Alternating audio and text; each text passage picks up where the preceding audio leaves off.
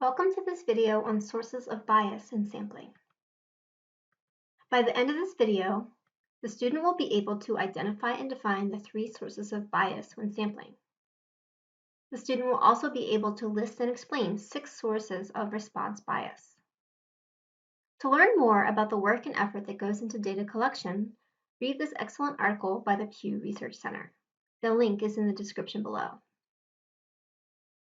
There are 3 main sources of bias in sampling: sampling bias, non-response bias, and response bias. Sampling bias simply means that the sample collected is not a representative sample. A representative sample means that every member of the population has an equal chance of being chosen in the sample. This concept is also expressed by saying that every sample of a given size is equally likely to be chosen. 2 common sources of sampling bias are voluntary response sampling and convenience sampling. To learn more about voluntary response sampling and convenience sampling, please watch my video on sampling, link in the description below. Non-response bias. Non-response bias means that some members of your population choose not to respond. That means that their data cannot be collected and is therefore not part of your sample.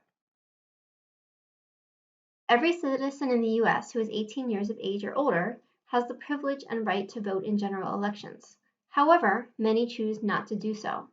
Therefore, there is a non-response bias present when votes are tallied. Response bias. There are many forms of response bias. Response bias indicates that a person responded to a survey and is included in the sample, but something went wrong when their data was collected.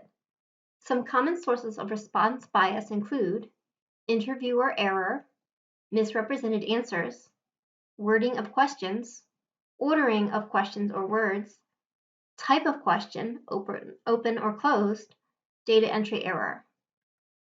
We will explore these sources of bias in the following slides. Interviewer error. Interviewer error may be either intentional or unintentional. Unintentional interviewer error may include making erroneous assumptions about the person being interviewed, asking questions in the wrong order, influencing the response of the person being interviewed through nonverbal communication, such as tone of voice, facial expressions, etc. Intentional interviewer error could be deliberately recording incorrect data or deliberately influencing the response of the person being interviewed. Here's an example.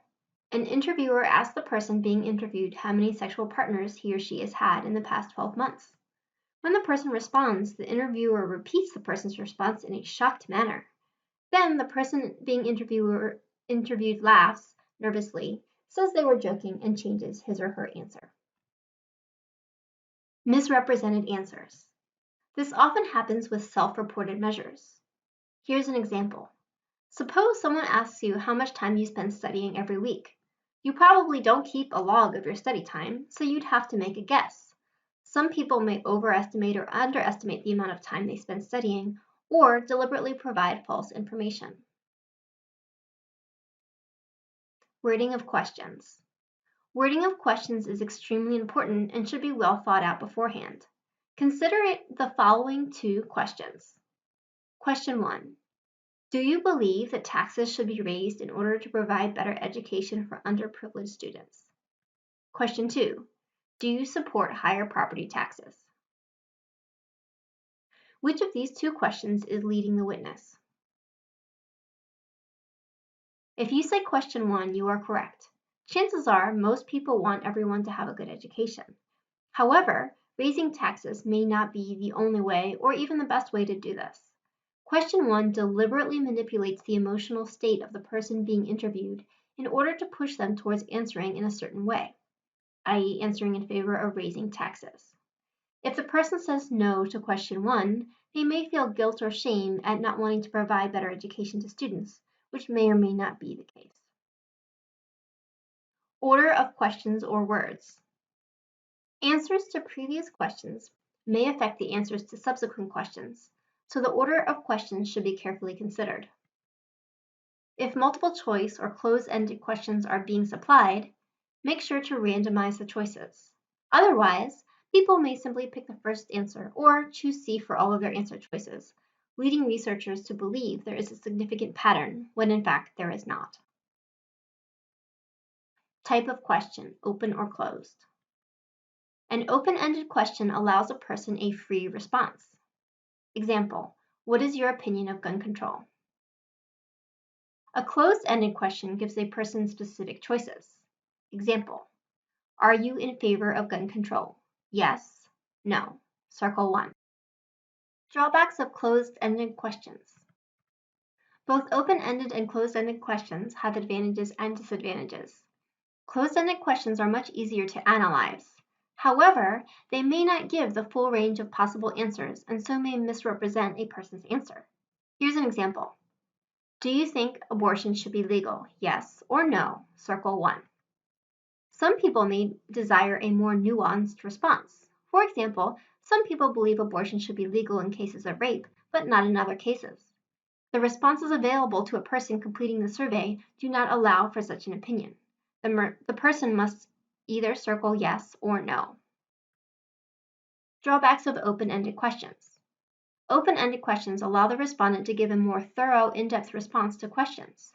However, at some point, in order to analyze the data being collected, a researcher must sort the open-ended questions into groups or categories in order to perform a meaningful analysis of the data.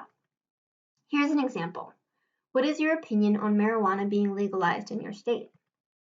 Response. I believe that the consumption of marijuana should be legalized, but the sale of it should not be legal. If a person is trying to sort this open-ended response into two categories, supports the legalization of marijuana or does not support the legalization of marijuana, where should this response go? Nuanced answers sometimes create a dilemma for researchers trying to organize data. Data entry error. This type of error is exactly what it sounds like.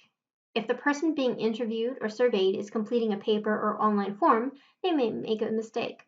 Likewise, if the data has already been collected and a researcher is entering the data into a computer, that person may also make a mistake. Here's one example. Suppose people are asked to enter their height in inches. I am 5 foot 3 inches tall, which, when you do the math, is 63 inches tall. I should type in 63 inches for my height. But instead, I type in 5'3", meaning 5 foot 3 inches. This is an example of a data entry error. Here's another example. Suppose a person is filling out a survey that rates a presentation from poor to excellent. The person doesn't take time to look at the scale.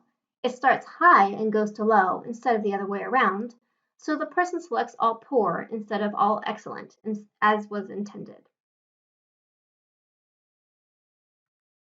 At this point, you should now be able to identify and define the 3 sources of bias when sampling. You should also be able to list and explain 6 sources of response bias.